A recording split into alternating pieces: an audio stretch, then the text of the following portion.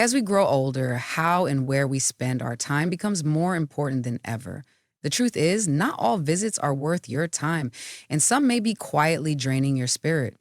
It's not about being unkind or unsocial. It's about recognizing which environments nurture your well being and which ones slowly chip away at it.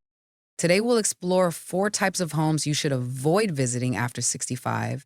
These places often belong to people who may seem harmless, even friendly, but whose presence consistently drains your energy, dampens your outlook, and leaves you feeling worse than when you arrived.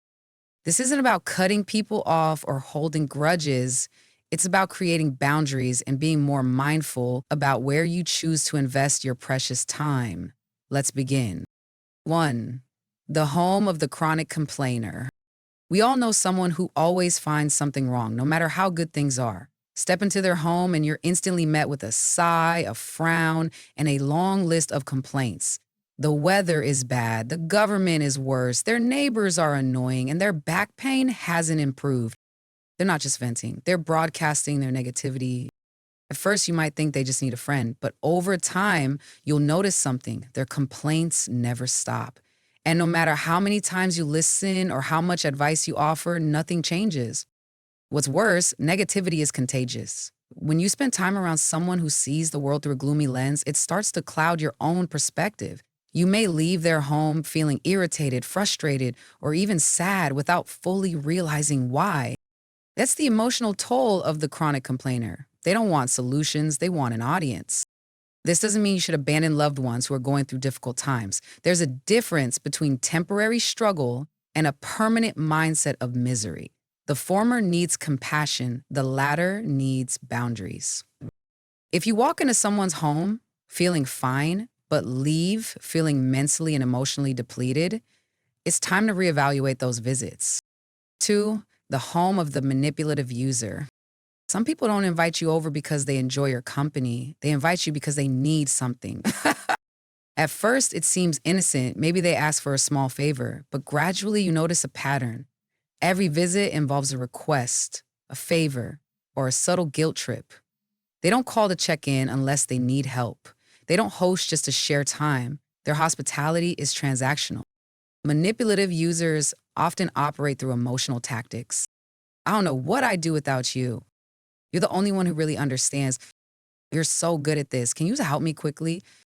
Their words may seem flattering, but they're designed to keep you hooked by obligation. And when you finally say no, you're met with guilt, disappointment, or even anger.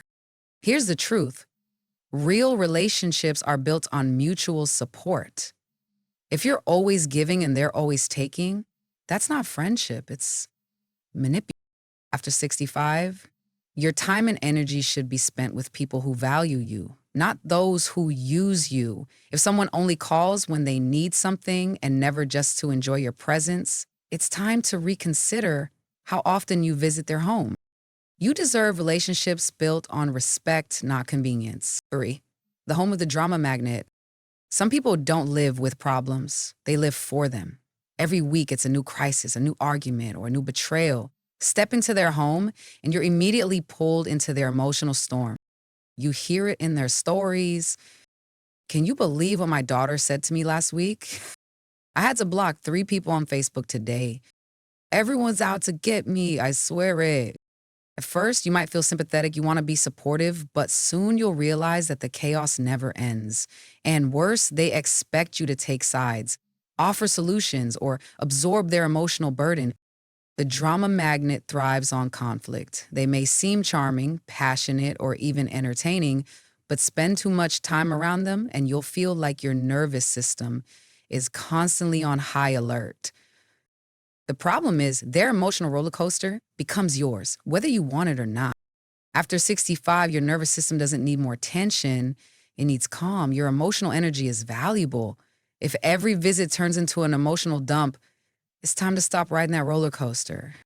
Drama is addictive for them, but for you, it's exhausting.